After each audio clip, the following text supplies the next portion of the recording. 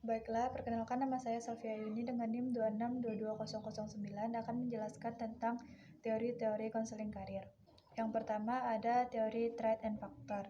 Trait adalah suatu ciri yang khas bagi seseorang dalam berpikir, bertindak, dan bertingkah laku seperti intelijensi atau berpikir, iba hati, berperasaan, dan agresif tingkah laku. Sedangkan faktor adalah ciri-ciri yang dapat mendeskripsikan tentang kepribadian seseorang. Jadi, trait and factor berpegang pada pandangan yang sama dengan menggunakan alat tes psikologis untuk menganalisis dan mendiagnosis seseorang mengenai kepribadian yang dimiliki oleh orang tersebut. Selanjutnya, asumsi dasar teori trait and factor. Yang pertama, menurut Fredrickson. Yang pertama, setiap individu memiliki pola yang unik mengenai kepribadiannya. Yang kedua, jika seseorang individu memiliki perilaku atau sifat yang sama tentang mengenai pekerjaannya atau dengan pekerjaannya, maka ia akan lebih nyaman atau lebih lama bekerja di tempat tersebut. Selanjutnya ada keunggulan atau kelebihan dari teori trait and factor. Yang pertama, teori trait and factor ini lebih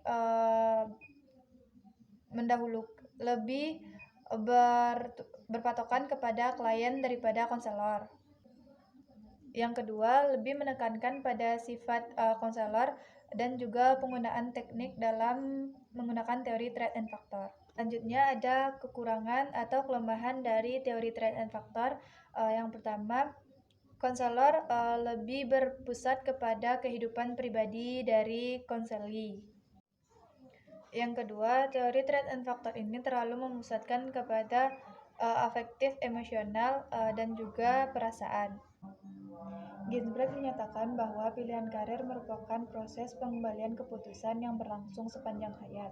Bagi mereka yang mencari banyak kepuasan dan pekerjaan, ini mengharuskan mereka berulang-ulang melakukan penilaian kembali dengan maksud mereka lebih dapat mencocokkan tujuan-tujuan karir yang terus berubah-ubah. Dalam teori karir Ginsberg terdapat 3 tahap. Yang pertama tahap fantasi, yang kedua tentatif, yang ketiga realistik. Pada tahap fantasi ini, seseorang berkhayal tentang karir yang akan ia lakukan atau yang akan ia kerjakan. Tugas perkembangan pada teori Ginsberg. Yang pertama, fantasi. Fantasi ini untuk anak-anak yang belum memasuki usia 11 tahun. Jadi masa fantasi ini hanya pada anak yang belum memasuki usia 11 tahun. Yang kedua, tentatif. Pada masa tentatif ini yang melakukannya adalah remaja awal pada usia 11 sampai 17 tahun karena ia baru memasuki tahap pengenalan. Yang ketiga, realistik.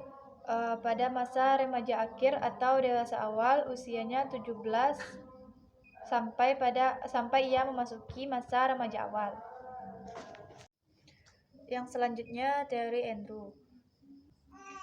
Pada teori Andrew ini menekankan kepada kebutuhan dan jenis-jenis kepribadian. Pada teori Andrew ini menggolongkan jabatan kepada 2 golongan. Yang pertama, person-oriented, yang kedua, non-person oriented. Person-oriented person-oriented adalah orang tersebut melakukan kontak dengan orang lain secara langsung. Sedangkan non-person oriented, seseorang melakukan pekerjaannya tidak melalui kontak langsung dengan orang lain. Tingkatan karir menurut teori Andrew. Yang pertama, professional and managerial. Yang kedua, semi profesional. Yang selanjutnya ada teori karir menurut Super. Super menyatakan bahwa seseorang akan memilih karir melalui minat, bakat, kemampuan, sikap, dan kemampuan intelektualnya. Yang selanjutnya ada tahapan-tahapan karir menurut teori Super. Yang pertama ada fase pengembangan. Pada fase pengembangan ini terbagi 3. Yang pertama fantasi. Pada fantasi ini dari usia 4 sampai dengan 10 tahun. Yang kedua ada minat pada usia 11 sampai dengan 12 tahun. Yang ketiga ada kapasitas pada usia 13 sampai 14 tahun. Yang selanjutnya ada fase eksplorasi. Pada fase eksplorasi ini mengembangkan bakat dan minatnya dari usia 15 sampai dengan 24 tahun. Pada fase eksplorasi ini terbagi atas 3. Yang pertama ada tentatif, yang kedua transisi, yang ketiga ada masa mencoba. Pada masa tentatif berusia dari usia 15 sampai dengan 17 tahun. Pada masa transisi usia 18 sampai dengan 21 tahun. Selanjutnya ada fase pemantapan dan kemunduran. Selanjutnya teori Krumboltz. Pada teori Krumboltz ini, Krumboltz menyatakan seseorang belajar melalui kognitif pengalaman untuk mengambil keputusan karir. Ada 4 faktor yang mempengaruhi teori Krumboltz ini. Yang pertama ada dari genetik. Yang kedua, kondisi dan lingkungan sekitar konseli tersebut. Yang ketiga, ada pengalaman belajar. Pengalaman belajar ini adalah pengalaman yang dilakukan atau yang pernah dialami oleh seseorang tersebut dalam menentukan pilihan karirnya.